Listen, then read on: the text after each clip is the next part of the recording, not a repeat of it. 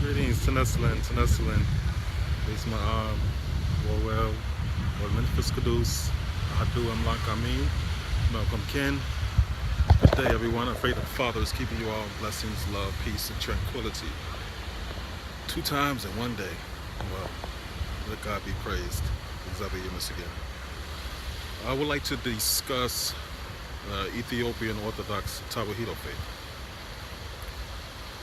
I want to talk about what separates it and make it different from other churches, even other Orthodox churches also. Blessed Roski. We know that there's other Orthodox churches, but as we mentioned before, Ethiopia is the only Orthodox church that holds in reverence the Ark of the Covenant of God and physically has it. It's a replica of the Ark of the Covenant in every church. And it's the only Orthodox church that do that. Orthodox are ones that never broke away from the faith or the teachings of Christ. So those of us who come into the Ethiopian Orthodox faith, we have a divine obligation to uphold that faith. That means not adding on to it or taking away from it. I mean, we have to keep it as it was, keep the traditions going. Asate Haile Selassie was a stickler when it came to, he was very strict when it came to tradition, to keep the tradition, because he knew the significance and importance of that. Because when we study in the Bible, we find out that God has always been a God of tradition. It's by tradition that we are able to preserve our faith, our freedom, and our peace. This is why Ethiopia is Africa's oldest independent nation. She kept the traditions. She kept the faith. She didn't add on to anything or take away from anything. I'm not going to discuss too much on this matter because it's not right for me as a baptized member of the Ethiopian Orthodox Church to discuss matters of the church. But I do know for a fact there are ones who are curious about the church and they go into the church and they go to different churches. Even as I did, I went to different churches for 3 years before I had gotten baptized, because I wanted to make sure that I understood the doctrine. I didn't just get baptized because Haile Selassie got baptized. I got baptized because I always searched for the truth in my life. Even as a teenager, when I converted to Islam, I took my Kalima Shahada and received the name Abdul Rashid. I was always searching.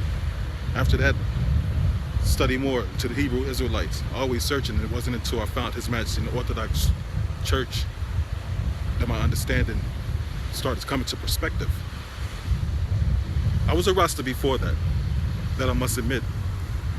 And I'm thankful for Rasta showing me certain things when it came to His Majesty. But even before then, when I was a Hebrew Israelite, and I had noticed that the scriptures were speaking about a king that would come from David's throne and David's line, and he would execute judgment in the land, that he would be the voice for the Father's people, that he would confirm many in the Father's name. Like our brother said, there is almost no speech that His Majesty has given that he don't praise the Almighty Lord, the Creator. This is His elected one, His chosen one. This is the one that should rebuild the ruins. Yes, Emperor Menelik did great things for Ethiopia. Yes, Emperor Johannes did great things for Ethiopia. Tewodros, even Her Imperial Majesty Zuditu did great things for Ethiopia. But it was His Imperial Majesty who was that set seed. He said, of one of David's seed should I put on my throne. Of one of David's seed. So after His Majesty, there will be no more. Because He's the one that came and manifested and fulfilled that which had been written about in the Holy Scriptures. About this great king will rise, beautiful for situations, joy of the world. Is Mount Zion on the sides of the north, the city of the great king. Israel should come back and they should praise the Lord. And David, their king, who I should rise up into them, raise up into them. And they all should come trembling before the Lord. This is the Lord's anointed one. The book of Enoch speaks about the one who had the face of a man who had parents, plural, parents. And he said this is the one that the Father was going to save for the last times that should come and do his will, to keep the promise of Judah. We have to read the testament of Judah also, read the testament of the 12 holy.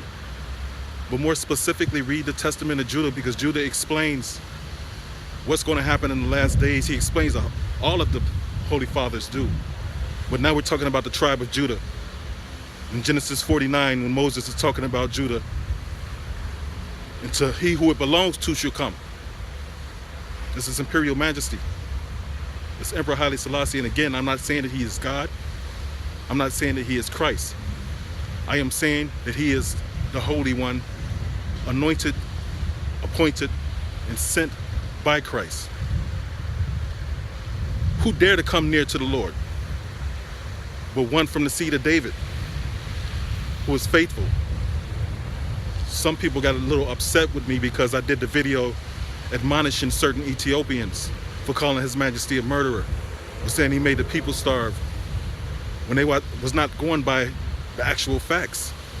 When you go and you study Ethiopian history, even from all the way back to Menelik I, to King Izana, King Lalibela, and so forth and so on, none of them reign on David's throne as long as His Imperial Majesty. Father said, behold, a man called a branch, he shall branch from his place. That branch is the branch of Jesse, the root of Jesse. Jesse was David's father. So from the branch of David came Solomon. Solomon's branch came to Ethiopia. So when the Ark of the Covenant come to Ethiopia, and Ethiopia stretched forth their hands to receive God. It's important for us to study the legacy of His Imperial Majesty, because that's the only way that we're not going to be misled. Every time a story is repeated, more and more is added on to it, so it loses its substance.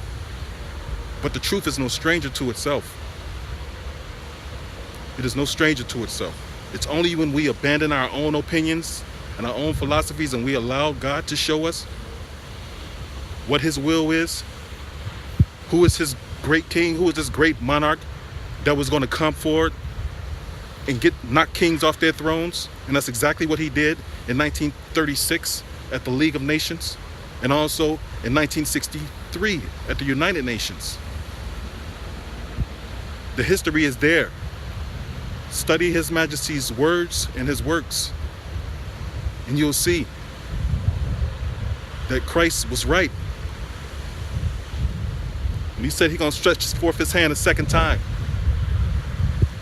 And this chosen one is going to confirm many in the faith. This is why His Majesty had Ethiopian Orthodox churches built with his own money. So He introduced it to us in the West. He also introduced the churches, or brought the churches to the different parts of the world for those Ethiopians who were in those parts of the country, so they would not lose their faith. Even when His Majesty and Her Majesty and the royal family was in England, He summoned for a church to be built, a replica of the Ark of the Covenant, all the holy instruments to be brought forth to London, England, because He did not want His children to lose their tradition or their faith. If we consider ourselves children of not only God, the Lord Abitu Geta Iyesus Christos, but also His anointed King, His Suyumer Xavier, His elected one, which the book of Proverbs tell us that we shall obey the Lord and obey the King. It's His King. And it's going to be shown in due time. Some say that there's going to be another that sit on the throne after His Imperial Majesty. No, there won't be. David won't fail to have a man sit on his throne. David is perfectly fine with what was done on the throne, because the works of the throne is still being fulfilled even to this hour and to this day. Even as I speak to you, it's a testament. The subjects of the throne are still active, and active for the right cause, on the same lines of the teachings of His Imperial Majesty. A lot of people chant teachings of His Majesty, but then they add in other teachings to the teachings of His Majesty. You don't need to do that, because none of them other teachings come through the vessel of this great King that was anointed by the church, anointed by God. Abuna, His Holiest Krylos, said, Israel, look upon your King. This is your King. So we have to understand these things from a divine mind, so we don't get caught up in the carnal traps of World Wide Web, and stop believing everything that you read on the internet. There's a lot of falsehoods on the internet. But just like anywhere else, wherever the lie is, if you dig deep enough, you'll find the truth.